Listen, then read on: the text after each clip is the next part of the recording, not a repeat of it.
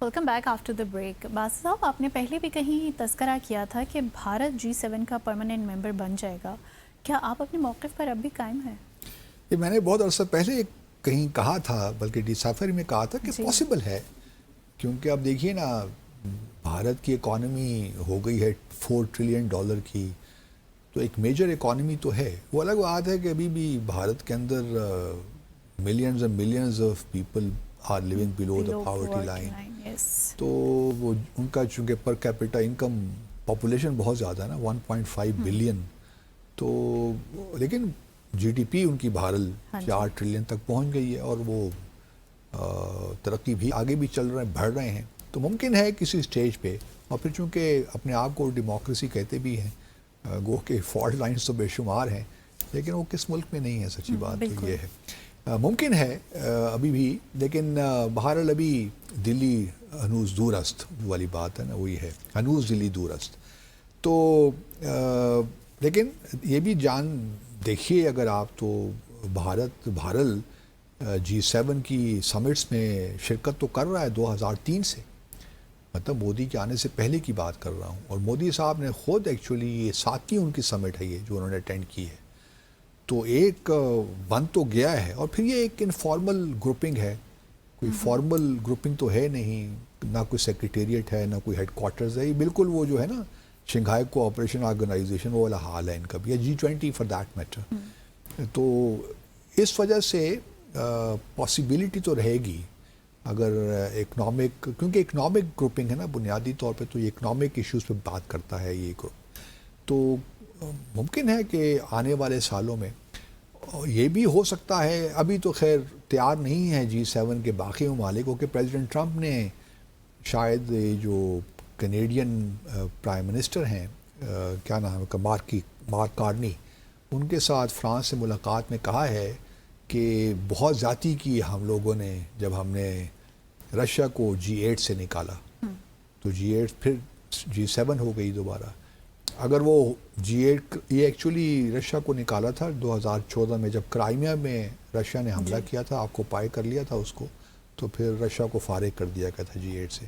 تو G8 سے پھر G7 ہو گئی. تو پریزیڈنٹ ٹرمپ کا یہ کہنا تھا کہ اگر ہم نے نہ نکالا ہوتا تو آج ہم شاید یوکرین بھی نہ ہوتا، یوکرین کی جنگ بھی نہ ہوتی. تو اس وجہ سے یہ ایک بہت بڑی غلطی تھی ہماری، مطلب امریکہ کی. اور اس وقت میرے خیال پریزیڈنٹ اوباما تھے، تو اوباما کو تو بہت گالیاں دیتے ہیں، اور اوباما براک حسین اوباما کہتے ہیں، حسین نہیں بولتے، تاکہ امریکی لوگوں کو یاد دلاتے نہیں کہ یہ مسلمان اس کے والد صاحب یا ان کی والدہ صاحب مسلمان تھی. تو یہ جو ہے G7 میں بھارت لیٹس، مطلب امیجیٹ تو نہیں ہے، لیکن فیوچر میں یو نیور نو، پاسبلٹی تو رہتی ہے. اگر رشیا آ سکتا ہے تو بھارت بھی آ سکتا ہے، کیونکہ بھارت کے ایشو ذرا ڈفرینٹ ہیں. شاید وہ اس طرف نہ آئیں. G7 کے جو ممالک ہیں وہ ویسٹرن ہیمسفیئر میں، اور اس طرف جو ہے ندرن خیر وہ تو بھارت بھی ہے، لیکن جو ویسٹرن ایک سویلائزیشنز ہیں نا اس طرف ہی رہیں. رشیا کسی نہ کسی حد تک تو اس کو ریپرزینٹ کرتا ہے نا. تو بھارت چونکہ اس لیگ میں نہیں آتا تو شاید ابھی ممکن نہیں ہے، لیکن in any case possibility is always there. اچھا، اب G7 میں جو ہے انٹرسٹنگلی اس دفعہ کوئی ایسا ایک کمپریہنسو ڈکلیریشن ایشو نہیں ہوا جی. G7 کمیونیکے جو یوزلی ایشو ہوتا ہے. اس دفعہ انہوں نے بہت سے ڈکلیریشنز الگ الگ موضوعات پہ کر دیے. مثال کے طور پر امیگریشن پہ ایک ہو گیا، اس طرح کرٹیکل منرلز پہ ایک کر دیا، ریئر ارتھس پہ، اور پھر جو یہ ہے ایبولا جو ہے اس وقت افریقہ میں پھیلا ہوا ہے، وہ اس پہ بات ہو گئی. تو مختلف کلائمیٹ چینج سے بھی شاید کچھ پھر تو اس پہ مختلف انہوں نے چھوٹے چھوٹے ڈکلیریشنز کر دی رادر دین کے ایشوئنگ ون کمیونیکے.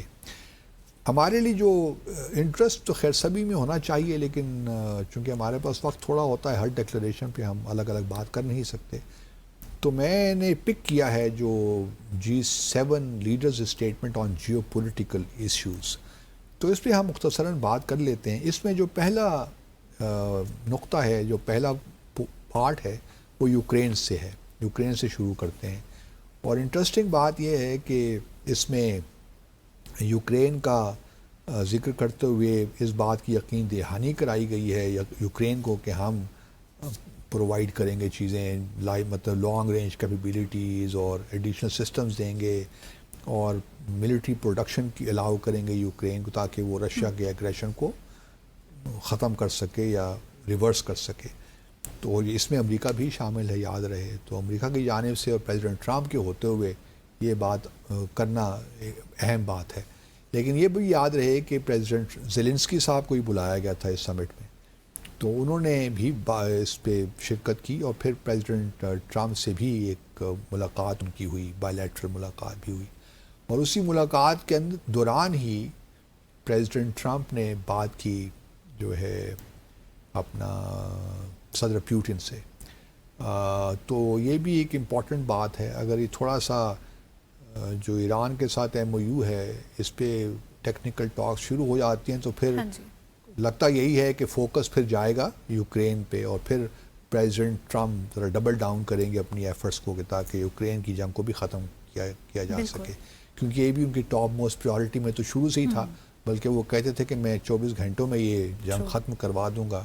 اب تقریباً 1.5 سال پونے 2 سال ہونے کو آ گئے ہیں, ابھی تک یہ جنگ ختم نہیں ہو سکی. تو ایک تو یہ ہے کہ یوکرین کے بارے میں اس میں بڑی خاطر خواہ بات کی گئی ہے. پھر اس میں مڈل ایسٹ کا دوسرا جو پورشن ہے وہ مڈل ایسٹ پہ ہے. مڈل ایسٹ سے بات کرتے ہوئے پریزیڈنٹ ٹرمپ کو بڑا اپریشیٹ کر دیا کہ جی ڈیل ہو گئی, کیونکہ ڈیل یہ بھی دیکھیے نا, ڈیل جو ہوئی ہے یہ سائن پریزیڈنٹ ٹرمپ نے کی ہے.